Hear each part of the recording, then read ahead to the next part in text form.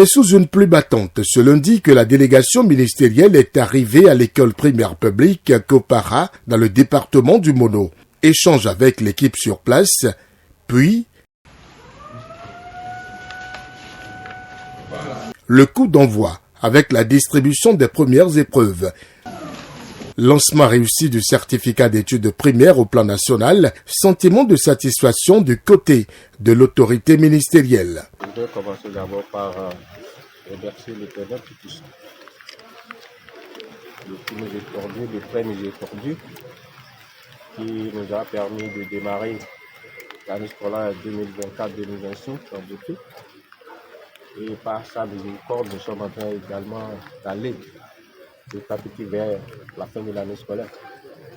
Et l'un des événements qui marque la fin d'une année scolaire, c'est l'organisation, c'est le déroulement des examens nationaux. Et le certificat d'études primaires est le premier examen national à grand tirage. C'est vrai, il y a eu quelques examens qui ont démarré, mais quand vous prenez l'effectif, quand vous prenez l'étendue du territoire, vous allez comprendre que c'est un événement. J'en parle souvent de ces deux événements-là, la rentrée de classe et les examens. Alors, lorsque on a achevé l'année scolaire en beauté et que l'on réussit à lancer tout au moins l'examen du secteur du primaire, je peux vous dire que mes sentiments sont des sentiments de satisfaction.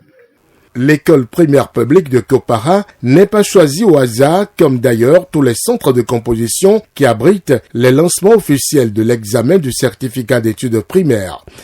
Deux raisons fondamentales. La première, peut-être que l'État a constaté que dans une localité, le taux de scolarisation est assez faible.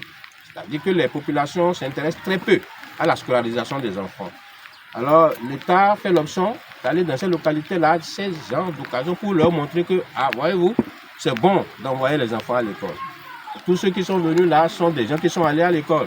Avec tout ce que vous avez vu là comme mouvement, comme déplacement, comme autorité, hommes comme femmes, alors ça pourrait inspirer la population à se dire, nous-mêmes devons pouvoir envoyer nos enfants à l'école. Deuxième raison, c'est parfois le taux de promotion, c'est-à-dire que les enfants ne réussissent pas souvent très nombreux dans la localité où l'examen. On fait le point sur un certain nombre d'années. Lorsqu'on fait le point sur 3 ans, on voit que le taux de réussite à l'examen dans une localité reste faible. Alors, l'État fait également l'option d'aller dans cette localité-là pour montrer aux gens qu'il y a encore des efforts à faire et que l'État ne vous a pas oublié. L'État ne vous a pas négligé, donc vous-même, vous devez faire l'effort de dire en tant que nous-mêmes, nous allons accompagner l'État. Et je suis heureux de constater que Kopara, ici, dans l'Okosa, de Repa, c'est une école qui est assez vieille, mais qui est quand même assez entretenue. Et je prends l'occasion pour dire, voyez-vous, j'ai encore des salles de classe fermées là, non utilisées, du fait des fusions, parce qu'il manque encore d'effectifs dans l'école. Voyez-vous, donc la raison dont je vous ai parlé tout à l'heure, elle se justifie à travers ce que vous voyez, tout le monde voit là ici. Moi, je ne suis pas heureux de voir des salles de classe là, fermées, alors qu'il y a des enfants qui sont dans la localité. Et vous comprenez pourquoi on est venu encore ici pour dire aux gens, envoyez les enfants à l'école. De nombreuses réformes sont introduites dans l'organisation du CEP par la plateforme EducMaster, ce qui a généré des résultats encourageants. Le ministre en parle. La première leçon que je tire de ça, c'est que cette année encore, comme déjà depuis 2023, j'ai juste vu sur fichier, sur les appareils, la liste des surveillants, la liste des superviseurs, la liste des j'ai tout signé à distance et non papier directement comme par le passé, ce qui est déjà une avancée significative. Je suis sûr que au terme de l'examen, on aura encore cette année moins de récriminations. Moins de récriminations en termes de marchandage, en termes de clientélisme.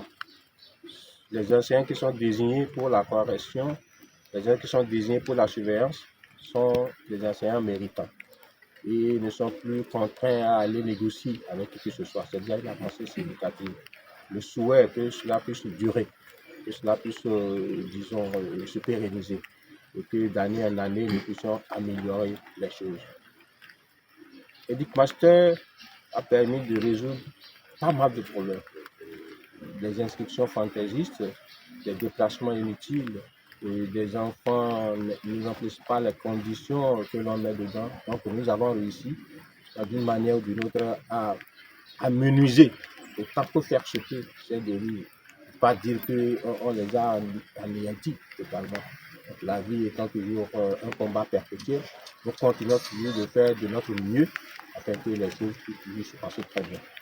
271 890 candidats composent sur l'ensemble du territoire national pour le compte du certificat d'études primaires qui s'achève avec les épreuves orales et sportives.